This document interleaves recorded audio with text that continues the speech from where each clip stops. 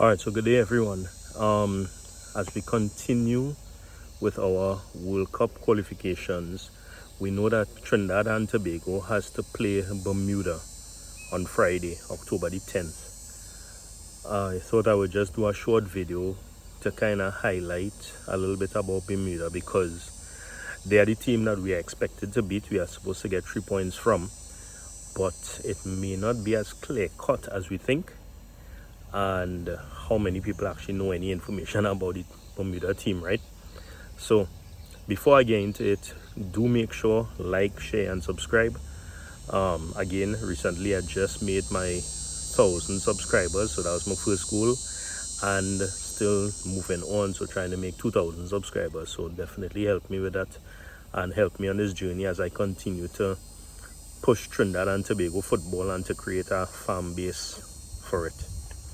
So let's get into it one time. The Bermuda national team, their coach is Michael Findlay. If that name sounds a bit familiar, that is because Michael Findlay has worked a lot in the Canadian setup. He has been the assistant coach for some of their youth teams. He has been the interim coach for the Canadian national team. He has worked under coaches like Stephen Hart, when Stephen Hart was a coach for Canada. So we know qualities that he has. He has done some good coaching. He has been coaching since I think it's more than a decade now.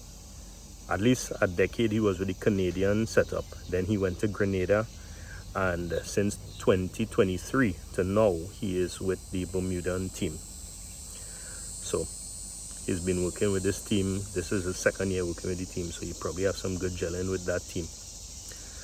I looked up the Bermuda National Stadium because, again, there's something that we always need to know. Thankfully, it is a grass stadium, so we don't have to worry about the turf and some of the challenges we have when we go to Curacao to play, which is another video at another time, right? Recently, within the last 2 years, they had some pretty decent results. They defeated teams I guess they were expected to defeat, like Cuba, Cayman Islands, Antigua, Bermuda, and Dominica. So they got positive results against them. And probably more interestingly, even though it were in losses, they happened to score 3 goals against Honduras, who are currently ranked at 65th in the world. And well, most recently they scored 2 goals against Curacao, something that we couldn't have done when we played Curacao. Curacao is currently ranked as 84th in the world. Don't forget, we are 101 or 102 at this point. The majority of their players play in the lower divisions in England. When I looked it up, most of them were like between 4th and 8th division English football. And they have plenty players, look like about 6 or 7 players that play in the Bermudian, I think that's the word, league. So no disrespect to them, but their players aren't of the highest caliber. However, they have a couple of players that play up front. One plays for Luton Town, one plays for an Iranian first division team, and one plays for a Finland first division team also, where one of our former defenders, well, he hasn't been around the team now a while, Justin Herbert, he played at that club also, I think.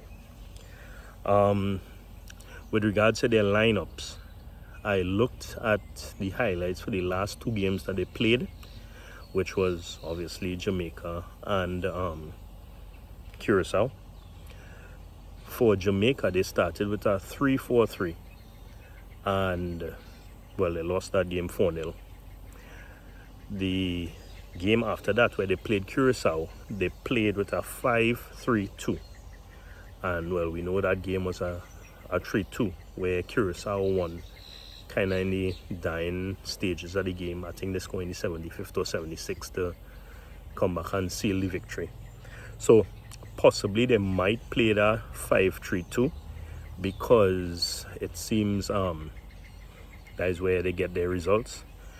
The 2 goals that they scored, One was from a set play where it seemed as though the defense for Curacao kind of lapsed and the goalkeeper didn't call for it, and the ball fell just in between there, and a player just ran on and redirected it. And the second one was typically a ball from over the top, which is kind of what I want to speak a little bit more about. They played again 5 at the back and absorbed a lot of pressure. Now this might sound like the old Angus Eve football, but again they have 2 strikers up on top who play in first division in their respective leagues. One again for Finland and one for Iran. So yeah, the second goal, they won the ball probably just outside the 18. A long ball over the top, crossing the whole midfield, and their striker ran onto it. Had the room because I guess they kind of sucked in the team and the whole Curacao team was moving forward. And then they went and they scored. So with that in mind, I know we spoke a lot about our team and our formations. One thing I want us to be mindful of is that they may sit back deep and absorb pressure and try to play that long ball over the top and release their 2 strikers. So that is definitely something to look at. When they played Jamaica with the 3-4-3, they had one player who was rotating a lot, and at one point he was up in front and he had a really good chance to score also. I mean, Jamaica had several other chances that they could have scored also, but Bermuda had at least one clear cut that they could have scored, and that is the number 19. I don't know where he will play. He is listed as a striker, but in the Jamaican game he played as a right winger. Again, we know sometimes we talk about Levi Garcia doing that same thing, so who knows, right? But yeah, I just did a little bit of research and I really thought that, again, let's find out about the teams that we're playing against, the opposition that we're playing, because the more we know about them, it's the better we are prepared. I'm sure that the national team would have done this same level of homework and they may have plans moving forward. Again, I want to say that I think Real Gil will make a big difference in this game. I know we have the speedy Tyrese Spicer. We have Dante Silly, who is speedy also. But I do think that there's a place for Real Gil in this game. That's just my prediction.